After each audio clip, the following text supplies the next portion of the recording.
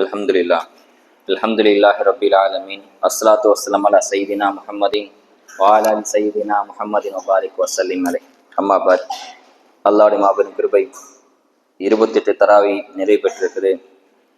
அல்லாஹ் தஆலா இந்த இஸ்லாம் மார்க்கத்தை ஒரு தூய்மையான மார்க்கமா அல்லாஹ் ஏற்படுத்தியிருக்கிறான். இஸ்லாம் தூய்மை விரும்புது.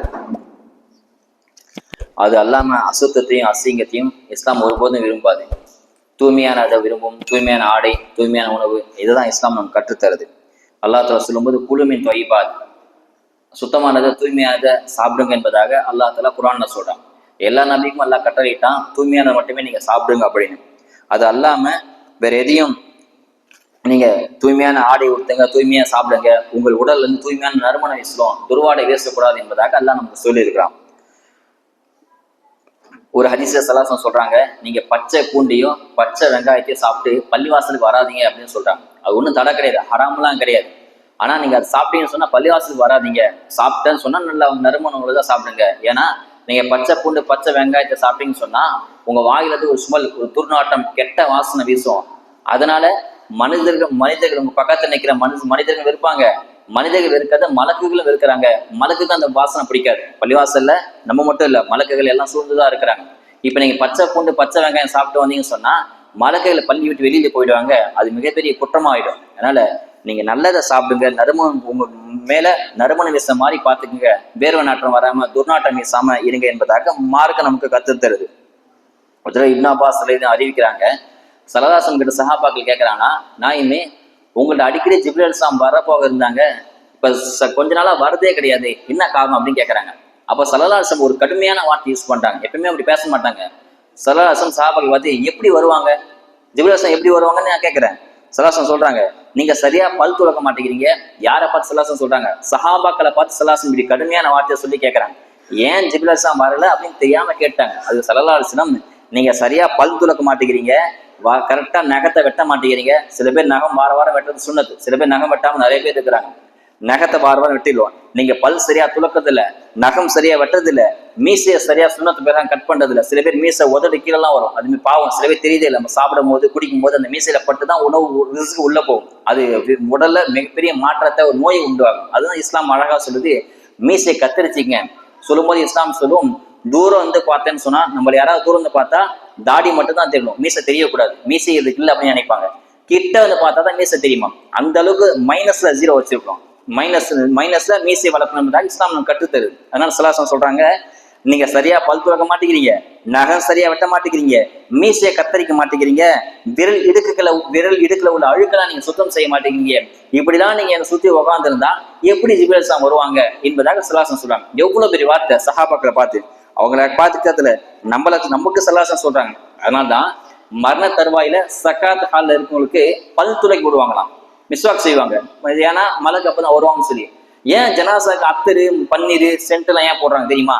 மலக்கு வருவாங்க அப்படின்றதுக்காக தான். இல்ல மலக்கு இல்ல அந்த ஜனாசம் துர்நாற்றம் வீச ஆரம்பிச்சுன்னா அறுவருக்கு ஓடிடுவாங்க, மலக்கு விரண்டு ஓடிடுவாங்க. அதனாலதான் மையத்துக்கும் சரி சக்காத் ஹால் இருக்கும் சரி மிஸ்வாக் செய்வாங்க. ஸல்லல்லாஹு சக்கராத் ஹால் இருக்கும்போது பேசக்கூட முடியல, சைகையால இப்படி காட்டுறாங்க. ஆயிஷாட்ட மனைவி கூடவே அந்த ஆயிஷா புரிஞ்சுக்கிட்டாங்க, ஸல்லல்லாஹு மிஸ்வாக் கேட்கறாங்க பழகுது அப்படின்னு சொல்லி மிஸ்வாக் அப்படியே பல்லு விளக்க ஸல்லல்லாஹு சக்தி கிடையாது. அது ஆயிஷா நல்லா மெண்டு சமைக்கி கொடுக்குறாங்க ஸல்லல்லாஹு. அந்த அளவுக்கு ஸல்லல்லாஹு சக்கராத்தால உயிர் போற தருவாயிலும் மிஸ்வாக்க செஞ்சாங்க. ஏன்னா அல்லாஹ் அது விரும்புறான். அதனால நம்ம பேசும்போது வாயில துர்நாற்றம் வீசாம பாத்துக்கிறோம். நோன்பாளிக்கு அது பிரத்யேகமா அல்லாஹ் கொடுத்த அமல். நோன்புல துர்நாற்றம் வீசினா அது கஸ்தூரி விட அல்லாஹ்க்கு ரொம்ப பிடிக்கும். மனுஷருக்கு பிடிக்கல, அல்லாஹ்க்கு கஸ்தூரி ரொம்ப பிடிக்கும். அது வேற விஷயம்.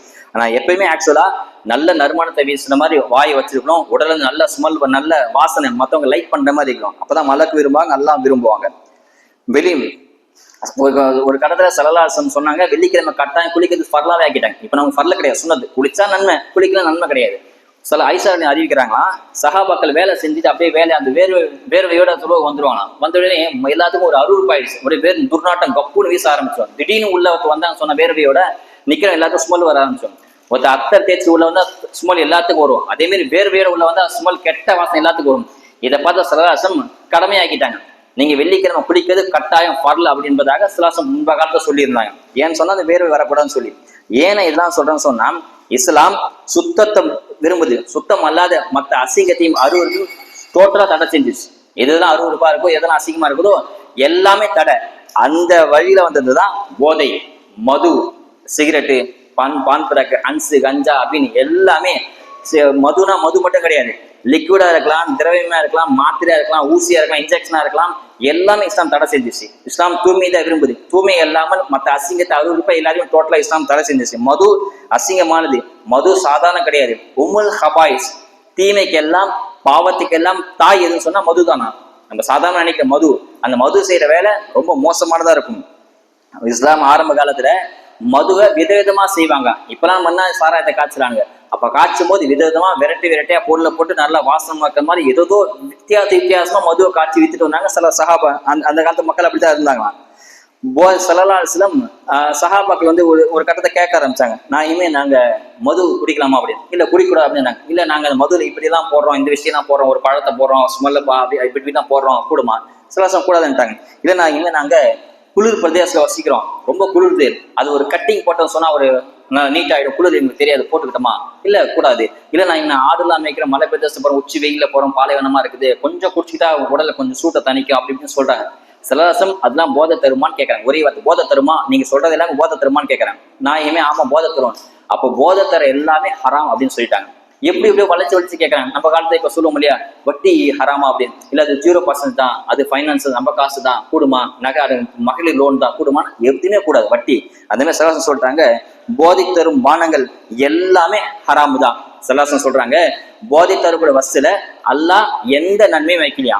எதெல்லாம் போதை தருமோ நமக்கு தெரியும், நம்ம அது குடிச்சா உடல் பலமா இருக்கும், உடல் ஆரோக்கியமா இருக்கும், சுறுசுறுப்பா வேலை செய்யலாம், நல்லா இருக்கும், எனர்ஜியா இருக்கும் அப்படி நமக்கு நாம சமாதானப்படுத்திக்குமே தவிர. ஆனா சலாசம் வார்த்தை ஒரு காலம் பொய்யாகவே ஆகாது. பொய்ய சலாசம் உரைச்சதே கிடையாது. வாழ்ந்த காலம் எல்லாம் உண்மை மட்டுமே பேசி சலாசம் மட்டும்தான். அந்த சலாசம் சொல்றாங்க போதை தரக்கூடிய பொருள் ஒரு காலம் நன்மையை தரவே தராதான். 0% போதை தரக்கூடிய பொருள் நன்மை இருக்காது. அது எல்லாமே உம்முல் ஹபாயிஸ், பாவத்தின் தாய், பாவத்தின் பிறப்பிடம், பாவத்தின் இருப்பிடமே அந்த மதுதான் என்பதாக சலாசம் சொல்றாங்க. மது எல்லா விஷயத்துக்குமே தடைதான். ஏற்கனவே முதல் தரவில சொன்ன உஸ்மான் ரலியல்லாஹு அன்ஹு அவங்க அறிவிக்கிறாங்க, பனு இஸ்ரா காலத்துல ஒரு வணக்கசாமி, ஒரு ஆபித் இருந்தாராம். அவரு ஒரு பெண்மணி அவரை மேல ஆசைப்பட்டு உங்கள்ட்ட ஒரு விஷயம் பேசணும் வாங்க அப்படின்னு கூட்டு போனோடனே கதவை தாப்பிட்டா. அந்த பெண்மணி உள்ள போனோடனே கதவு தாப்பு, இந்த ஹதீஸ் உஸ்மான் அறிவிக்கிறாங்க. கதவை தாப்பு போட்டு சொல்றாங்களா, அந்த நபர்கிட்ட நீங்க ரொம்ப வணக்கம் செய்றீங்க, உங்க மேல எனக்கு ஒரு ஆசை, நீங்க என் கூட ஒரு ஒத்துழைக்க என்பதாக அதை தவறான பாதையை கூப்பிடா. அந்த ஆபிட் சொல்றா, இல்ல நான் அப்படி பண்ண மாட்டேன் அப்படின்னு. அப்படி இல்லைன்னா ஒரே கிளாஸ் மது எடுத்து குடிச்சுங்க அப்படின்னு. இல்ல அப்படின்னு சொன்னா இந்த குழந்தைய எடுத்து கொலை பண்ணிடு, பக்கத்துல குழந்தைய கொலை பண்ணிடுங்க. ஒண்ணு இந்த குழந்தைய கொலை பண்ணுங்க, இல்ல இந்த சாராயத்தை ஒரு கிளாஸ் எடுத்து குடிச்சிருங்க, இல்ல என் கூட ஒண்ணு சேர்ந்துருங்க, என் கூட ஒன்னா நடந்து இருங்க அப்படின்பதாக சொல்றாங்க. ஆபிது பாக்குற, வணக்கசாலி பாக்குறது, ஒரு பெண்ணு கூட விபச்சாரம் செய்து பெரிய பாவம், அதை விட கொலை செய்து ரொம்ப பாவம். இது மது தானே, ஒண்ணும் பண்ண சொல்லி எடுத்து குடிச்சிட்டாரு, கப்புன்னு எடுத்து குடிச்சிட்டாரு, ஏக்தம் அப்படியே குடிச்சு முடிச்ச உடனே போதை தலைக்கேறி அந்த பெண்ணு கூட தவற நடந்துட்டாரு. யாருமே தான் இல்லையே, தண்ணி அறையாச்சே அப்படின்னு சொல்லி அந்த பெண்ணு கூட ஒண்ணு சேர்ந்துட்டாரு. ஒண்ணு சேர்ந்ததுக்கு அப்புறம் தான் புத்தி வருது, ஐயோ நம்ம இந்த குழந்தை பக்கத்துல வச்சு நம்ம குழந்தைய வச்சுக்கிட்டே இந்த செஞ்சுட்டுமேன்னு சொல்லி அந்த குழந்தைய கத்திட்டு குத்திட்டாராம். ஒரு சின்ன மது செஞ்ச வேலையை பாத்தீங்களா, அவர் நினைக்கிற மது தானே அப்படின்னு. அந்த மது குடிச்ச உடனே அந்த பெண்ணு கூட இருந்துச்சுன்னா விபச்சாரம் புரிஞ்சுட்டாரு, கொலையும் செஞ்சுட்டாரு. அதனால மது மிகப்பெரிய தடை என்பதாக உஸ்மான் சொல்றாங்க. இதனால்தான் மதுவை இஸ்லாம் தடை செஞ்சுக்குது என்பதாக உஸ்மான் அறிவிக்கிறாங்க. ஆரம்ப காலத்துல மதுலாம் தடை இல்லாம தான் இருந்துச்சு இஸ்லாம் அந்த காலத்துல. அப்போ சில பேர் அபூபக்கர் உட்பட சில சஹாபாக்கள் குடிக்காமலே இருந்தாங்க. ஆரம்பத்தில் குடிக்காம, அறிவாளிகள் எப்பவுமே குடிக்க மாட்டாங்க, அவங்க மாற்று மதமா இருந்தாலும் சரி. அறிவாளிகள் சாராயம் பக்கம் போகவே மாட்டாங்க. முஸ்லீம்கள் இந்த காலத்துல ஒரு ஃபங்க்ஷன், ஒரு நல்லது கெட்டது, வீட்டுல ஏதாவதுன்னா குடிக்க ஆரம்பிச்சிட்டாங்க. இது நம்மளோட கலாச்சாரமே கிடையாது. சில அபூபக்கர்கிட்ட கேட்கப்படுதான், ஏன் நீங்க அப்பொழுது இப்போ வரைக்கும் மது குடிக்கிறதே இல்லை அப்படின்னு கேட்டாங்க. இப்போ அபூபக்கர் சீக்கிரம் சொல்லுவாங்கன்னா, அது எல்லா பாவத்துக்கும் பிறப்பேடமா இருக்குது, நான் மது குடிச்ச நிறைய பேர்த்த பார்த்துருக்கிறேன். யாரு? அபூபக்கர் சித்திக் அப்படின்னு சொன்னா உண்மை சொல்லக்கூடிய நபர், அதுக்கு பேர் தான் அபூபக்கர் சித்திக். எப்பயுமே உண்மைதான் பேசுவாங்க அபூபக்கர். அவங்க சொல்றாங்களா, நான் நிறைய பேர்த்த பார்த்துக்கிறேன் மது குடிக்கிற சில பேர். அவங்க சொல்றாங்க, மலம் இருக்கு இல்லையா, மனிதர்கள் போடக்கூடிய நஜீஸ், அந்த மலத்தை எடுத்து சில பேர் மூஞ்சி தேய்ச்சிக்கிட்டாங்க, நான் பார்த்திருக்கேன்னு சொல்றாங்க.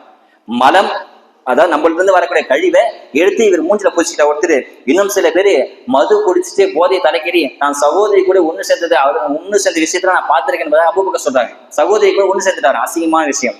இன்னும் சொல்லுவாங்க, சில பேர் மது குடிச்சு தான் தாயையே விபச்சாரி என்ற ஒரு ரீதியில கெட்ட வார்த்தை பேசுறதுன்னு நான் கேட்டிருக்கேன். அதனால நான் மது ஒரு காலம் நெருங்க மாட்டேன் என்பதாக அபூபக்கர் சித்திக் ரலியல்லாஹு அன்ஹு சொல்றாங்க. இதனாலதான் இஸ்லாம் சொல்லிச்சு, அசிங்கமானது அருவருப்பானது இஸ்லாம் ஒரு காலம் ஹலாலா ஆக்கவே ஆக்காது, எல்லாமே பாவம் தான். இஸ்லாமுக்கு ஒரு முஸ்லீம் இன்னொரு முஸ்லீமுக்கு செய்ய வேண்டிய கடமை 3.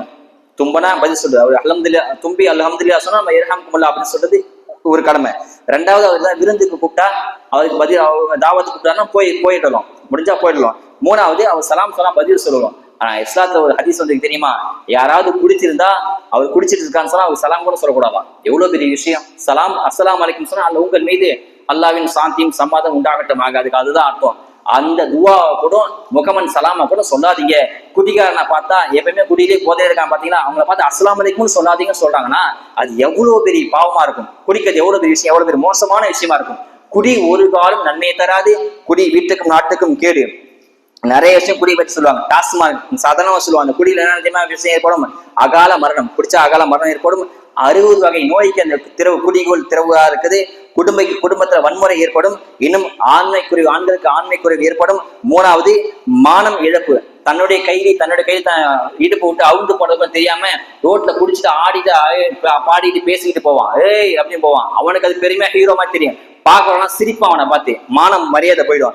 சாலை விபத்து, குடிச்சிட்டு வண்டி ஓட்டினா சாலை விபத்து ஏற்படும். இன்னும் மனைவிக்கிற தவறான வார்த்தை பேசி மனைவி அடிச்சு உடைச்சு மனைவியை காயப்படுத்தி விவாகரத்து வரைக்கும் குடிலாம் போயிருக்கு, எத்தனை பார்த்திருக்கோம். இன்னும் கல்லாமை, புத்தி மங்கி போய் முட்டாளா ஆயிடுவான் குடிச்சிட்டு இருந்தா.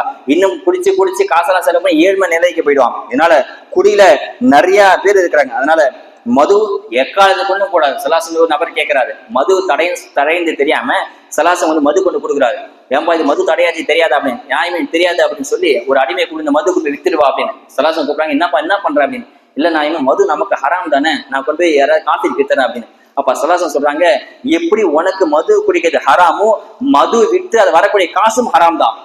மது டோட்டலா குடிக்கிறது ஹராம், விற்கிறது ஹராம், அது மூலம் வரக்கூடிய வருமானம் ஹராம் என்கிறார் சொல்றாங்க. அதனால மது ஒரு காலம் தீமை, நல்லது தராது. ஒரு சரீரத்துல சட்டம் சொல்லப்படுது, நம்மகிட்ட யாராவது ஒயின் ஷாப் எங்க இருக்கு அப்படின்னு கேட்பாங்க.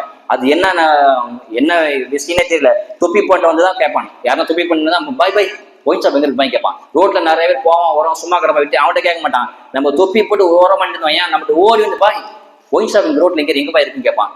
நீங்க அங்கதான் இருக்கு கை காமின்னு சொன்னா அவன் குடிக்கிற ஒவ்வொரு சொட்டுக்கும் நீங்க பாவி ஆயிட்டீங்க. அதனால இஸ்லாம் மது அந்த அளவுக்கு வன்மையை தண்டிக்கிறாங்க. இஸ்லாம் தூய்மையை விரும்புது, தூய்மையான மார்க்கம் இஸ்லாம். அல்லாஹ் சுப்ஹானஹு வ தஆலா இந்த மார்க்கத்தை முழுமையாக ஏற்று பின்பற்றி இஸ்லாமோடு ஈமானோடு மன்னை மீது தௌஃபீகை வல்லாஹ் தந்தல் புரிவானாக. வாஹிதானா அல்ஹம்துலில்லாஹி ரப்பில் ஆலமீன். அஸ்ஸலாமு அலைக்கும் வரஹ்மத்துல்லாஹி வபரகாத்துஹு.